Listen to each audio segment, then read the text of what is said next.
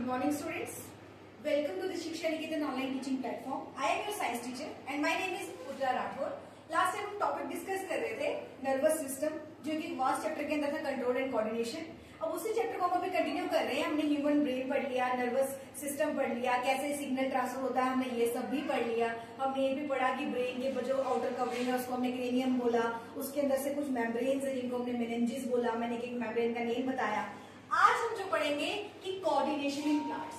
मैंने आपको बताया था कोऑर्डिनेशन का मतलब स्टार्टिंग में ही मैंने अपने फर्स्ट वीडियो में जब लेक्चर डिलीवर किया था मैंने बताया था कि कोऑर्डिनेशन कहने का मतलब है कि तालमेल. बॉडी कैसे तालमेल से चलती है. खाली एक ही ऑर्गन या एक ही ग्लैंड काम नहीं करती, सारी ग्लैंड सारे ऑर्गन आपस में तालमेल से चलते हैं. तभी चैप्टर का नाम ही था कंट्रोल एंड कोऑर्डिनेशन. अब जो कोऑर्डिनेशन हमने एनिमल्स में देखा कि नर्वस सिस्टम से सारी एक्टिविटीज परफॉर्म हो रही है, या नर्वस सिस्टम में सिग्नल कैसे जा रहा है. तो नर्वस सिस्टम में अगर सिग्नल जा रहा है उसके रिलेटेड हमारी मसल्स भी काम कर रही हैं, मेरे रिसेप्टर्स भी काम कर रहे हैं जो चीजों को सेंस कर रहे हैं, फिर आगे वो ब्रेन तक सिग्नल भेज रहे हैं. कैसे सिग्नल सारा ट्रांसफर हो रहा है. आज का जो हमारा टॉपिक है वो है कोऑर्डिनेशन इन प्लांट्स. एनिमल्स के जैसे प्लांट्स में भी हमें कोऑर्डिनेशन देखने को मिलता है. प्लांट्स में भी आपको कंट्रोल एंड कोऑर्डिनेशन देखने को मिलेगा.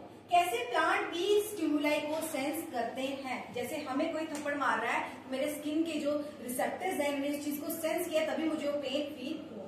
मैंने कहीं हॉट ऑब्जेक्ट को टच किया, मेरा हाथ एकदम से रिफ्लेक्स सेक्शन से बैक आया. क्यों? क्योंकि मेरे रिसेप्टर्स वहां स्किन पे कुछ रिसेप्टर्स प्रेजेंट थे, उन रिसेप्टर्स ने उस चीज को सेंस किया.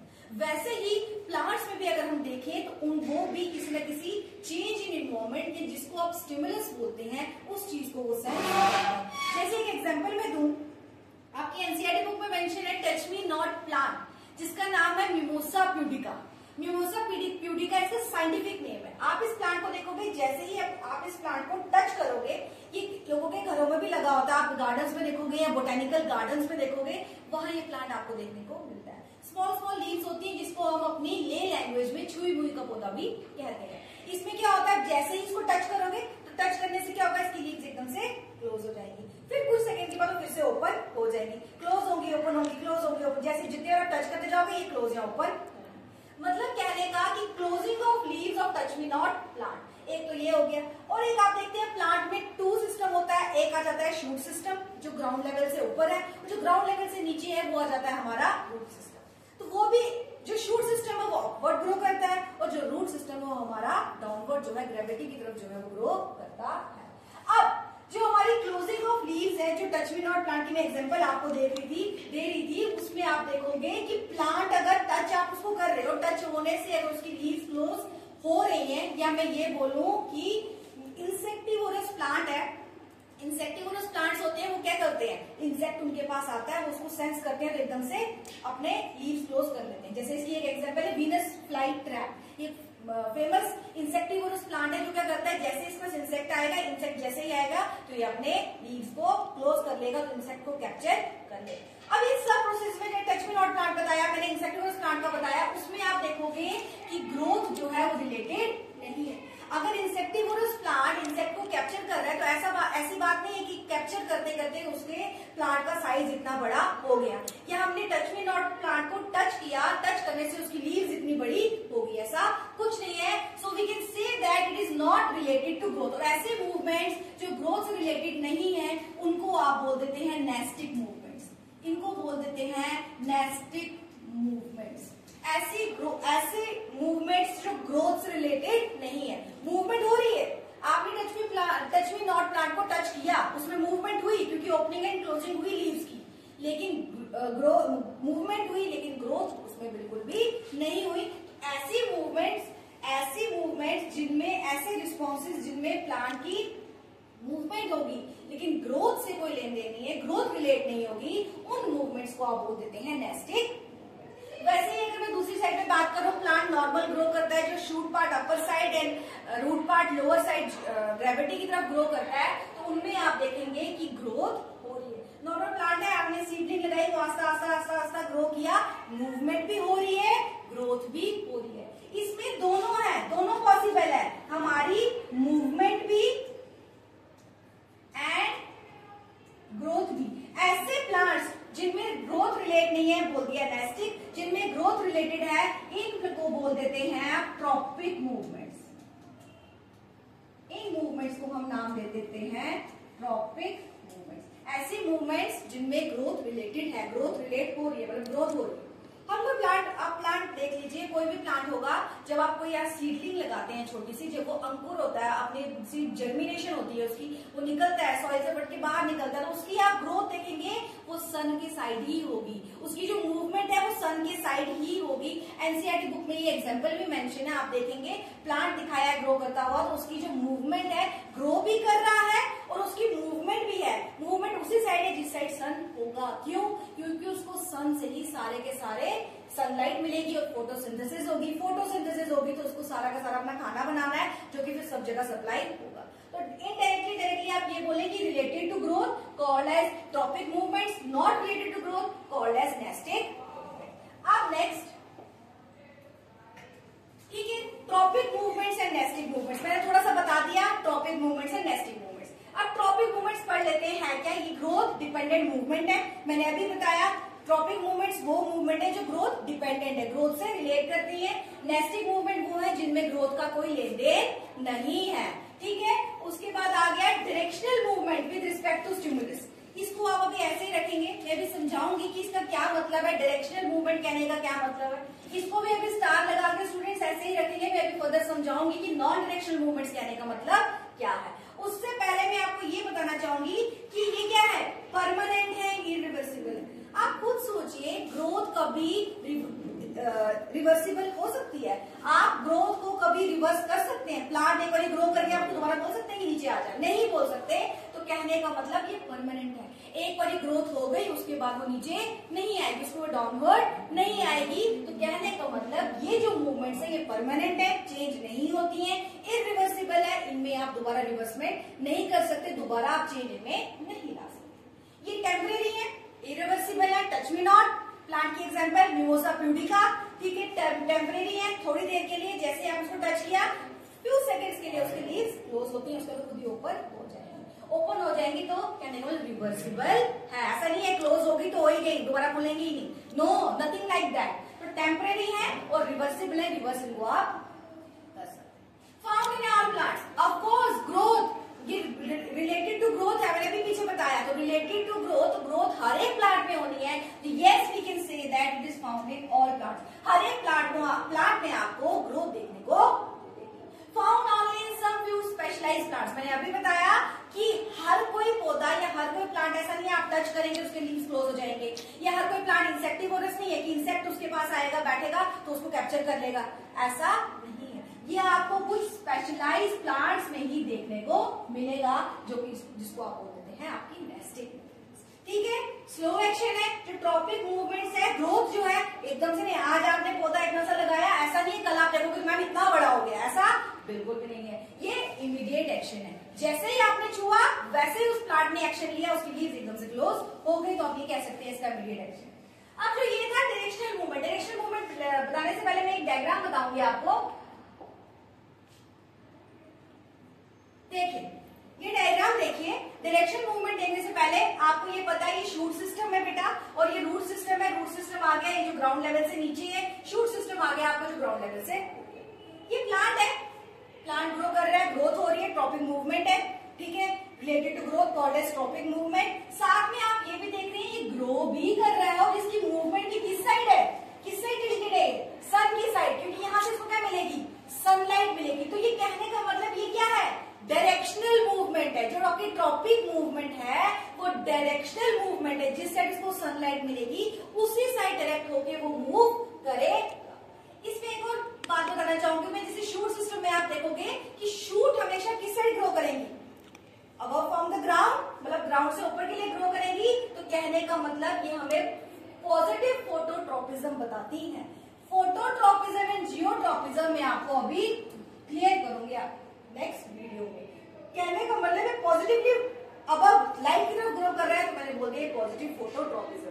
अब शूट का काम है ग्राउंड से ऊपर ग्रो करना, ना कि ग्रेविटी की तरफ ग्रो करना, तो इसलिए ये नेगेटिव जियोट्रोपिज्म है। नेगेटिव मतलब ये नीचे के लिए ग्रो नहीं कर रहा है, जियोट्रोपिज्म हो गया नीचे के लिए, ग्रेविटी के लिए। नेगेटिव जियोट्रोपिज्म इसलिए है क्योंकि नीचे के लिए ग्रो नहीं करती। क्या हमारा शूट हमेशा upper side towards the light, तभी पॉजिटिव फोटोट्रोपिज्म मूवमेंट है इसकी। नेगेटिव जियोट्रोपिज्म क्योंकि ग्रेविटी की तरफ ग्रो। यहाँ पे आप देखेंगे पॉजिटिव जियोट्रॉपिज्म है, क्योंकि रूट जो है उसने उसी तरफ ग्रो करना है जिस साइड उसको, जैसे शूट उस साइड ग्रो की जहां उसको सनलाइट मिल रही थी, वैसे ही ये रूट उसी साइड ग्रो करेगी जहां इसको वाटर मिलेगा, क्योंकि वाटर मिलेगा तो वहीं से ये अपनी नीड्स पूरी करेगा, सन लेगा, वाटर से जितने भी मिनरल्स होंगे सारे ट्रांसफर करेगा, सब जगह पहुंचाएगा, फिर प्लांट में सब जगह सर्कुलेट होगा। तो जिस साइड वाटर इसको मिलेगा ये उसी साइड मूव करेगा। तो कहने का मतलब ये negative light, photo means light, first day से मैं बोलती आ रही हूँ, लाइट की तरफ ये ग्रो नहीं करेगा, इसको बोल देते हैं नेगेटिव फोटोट्रॉपिज्म। क्योंकि ये ग्रेविटी की तरफ ग्रो करेगा तो ऐसी मूवमेंट को आप बोल देते हैं पॉजिटिव जियोट्रॉपिज्म। मतलब ये पॉजिटिवली ग्रेविटी की तरफ ग्रो कर रहा है, that is why we called as positive geotropism. ठीक है, कहने का मतलब, मेरे कहने का मतलब कि डायरेक्शनल मूवमेंट होप्स आपको क्लियर हो गया होगा। डायरेक्शनल मूवमेंट कहने का मतलब है कि जिस साइड इसको स्टिमुलस मिला, शूट के सिस्टम में सनलाइट स्टिमुलस है प्लांट के लिए, उसी साइड ग्रो करेगा जिस साइड सनलाइट मिलेगी। क्यों? क्योंकि वो इसके लिए स्टिमुलस है, उस साइड से इसको लाइट चाहिए, इसको फोटोसिंथेसिस परफॉर्म करना है, तो उसी साइड ग्रो करेगा।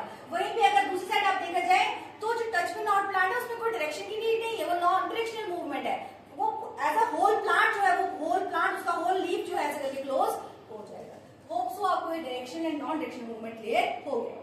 चलिए स्टूडेंट्स, अभी हमने पढ़ लिया कि मूवमेंट्स पढ़ ली, मैंने आपको बताया कि नेस्टिंग मूवमेंट आप किसको बोल देते हैं, टॉपिक मूवमेंट आप किसको बोल देते हैं, फिर मैंने उसके बारे में आपको डिफरेंशिएशन भी बता दिया कि नेस्टिंग एंड टॉपिक मूवमेंट की डिफरेंशिएशन क्या है। अब कुछ टॉपिक मूवमेंट्स हैं जो प्लांट्स में होती हैं, मैं एक एक करके आपको बताऊंगी, आप ये देखेंगे आपकी एनसीईआरटी बुक में भी मेंशन होगी, मैं एक करके इलैबोरेट करती हूँ। पहली हमारी फोटोट्रॉपिज्म। ठीक है, photo means starting first day से बोलते आ रही हूँ, फोटो मीन्स लाइट, ट्रॉपिज्म मतलब मूवमेंट, जियो मतलब ग्रेविटी, ट्रॉपिज्म मतलब मूवमेंट, हाइड्रो मतलब वाटर, ट्रॉपिज्म मतलब movement, chemo means chemical, tropism means movement, thigmo means touch, tropism मतलब। होप सो ये आपको इतने से क्लियर होगा कि मैम बोलने की कोशिश क्या कर रही है, मैम क्या बताना चाहते हैं।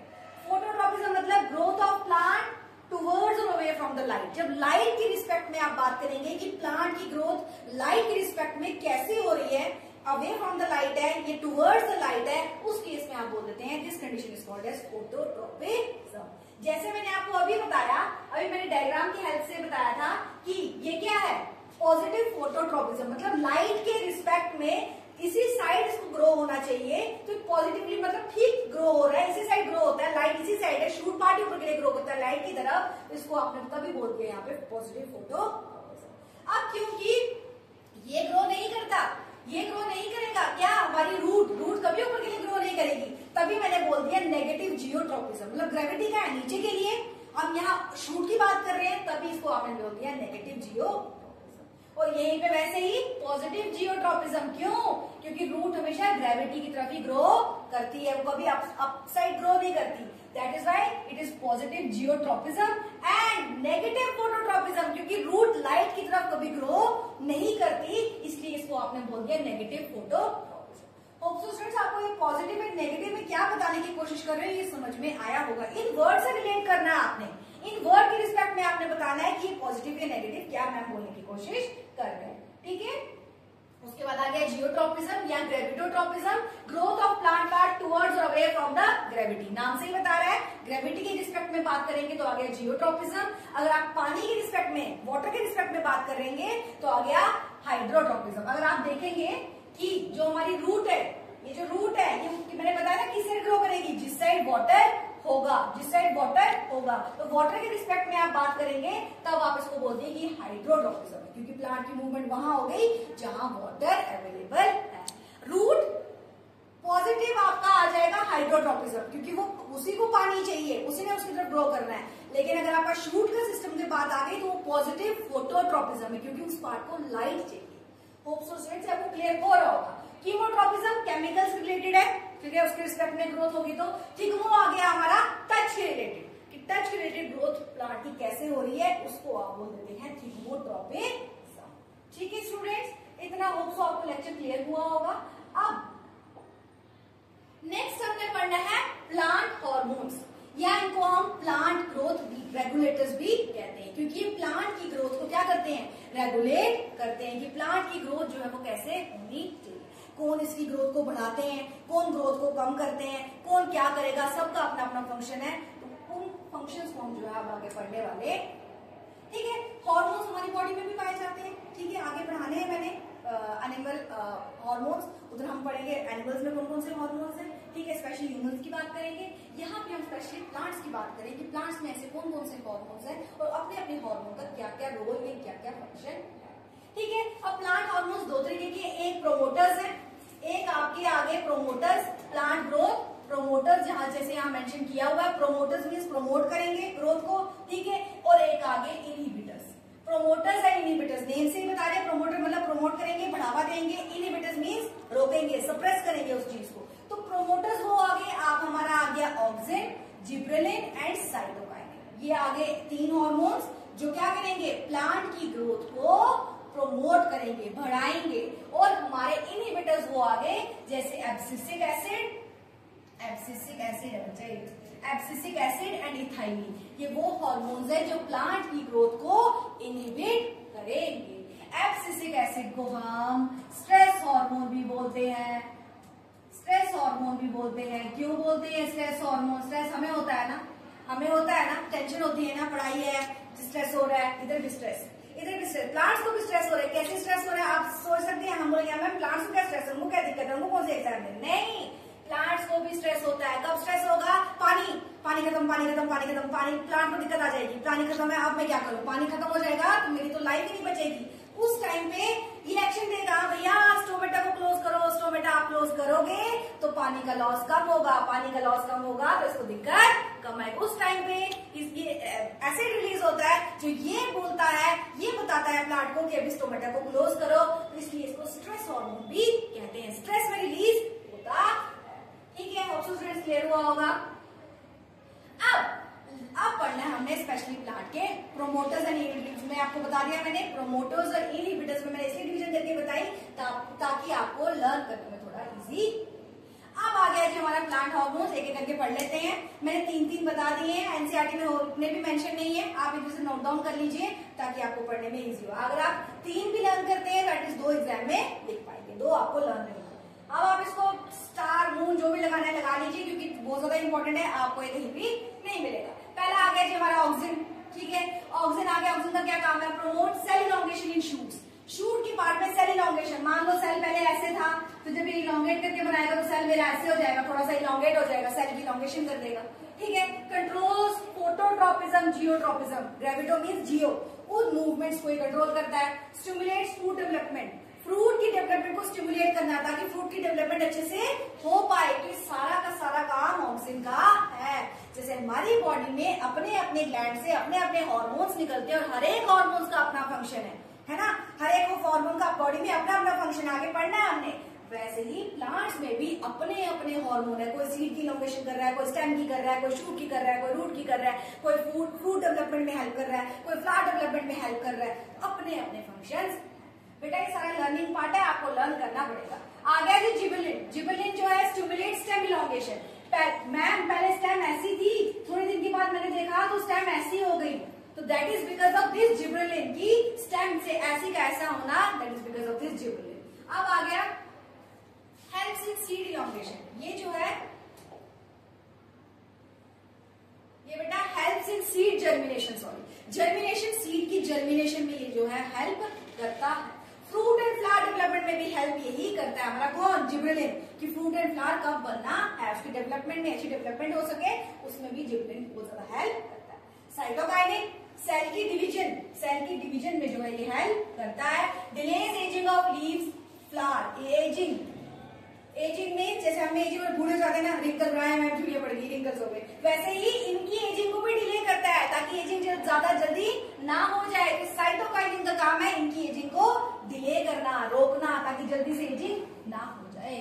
अब आ गया हमारा एब्सिसिक एसिड, ठीक है, कॉजेज स्टोमेटा टू क्लोज, अभी पीछे बताया, इसको आप स्ट्रेस हार्मोन भी बोलते हैं। ये क्या करेगा? स्टोमेटा को क्लोज करवाएगा, बोलेगा हाँ भैया अभी पानी नहीं है तो अभी पानी आप क्या करो, इसको क्लोज करो, स्टोमेटा को क्लोज करो। अगर क्लोज आप नहीं करोगे तो पानी का एक्सेस लॉस हो जाएगा। पानी का एक्सेस लॉस अगर बॉडी से हो गया तो प्लांट सर्वाइव नहीं कर पाएगा। तो एक स्ट्रेस की कंडीशन में होता है, इसलिए आप इसको क्या बोल देते हैं? स्ट्रेस हार्मोन भी बोलते हैं। मेंटेन्स डोरमेंसी इन सीड, सीड में डोरमेंसी को भी मेंटेन करता है।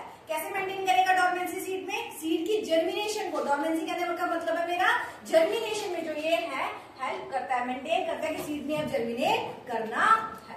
Last but not least, ethylene stimulates ripening in fruits. Fruit में पकना भी है ना, बिना पके हम खाएंगे कैसे हमको, तो उनको पकना भी बहुत ज्यादा इंपॉर्टेंट है। पकना इंपॉर्टेंट है तो इसलिए हेल्प करता है कि इनकी राइपनिंग की पक अच्छे से जाए। ठीक है, लास्ट है promotes fruit and leaf drop. जो फ्रूट गिरता है पेड़ से या लीफ गिरते हैं पेड़ से, उस ड्रॉप में भी इथाइलिन का बहुत बड़ा रोल जो है होता है। तो स्टूडेंट्स, आपको ये सारे के सारे hormones, nastic movement, tropic movement, ये सारा अच्छे से क्लियर हुआ होगा। Thank you students.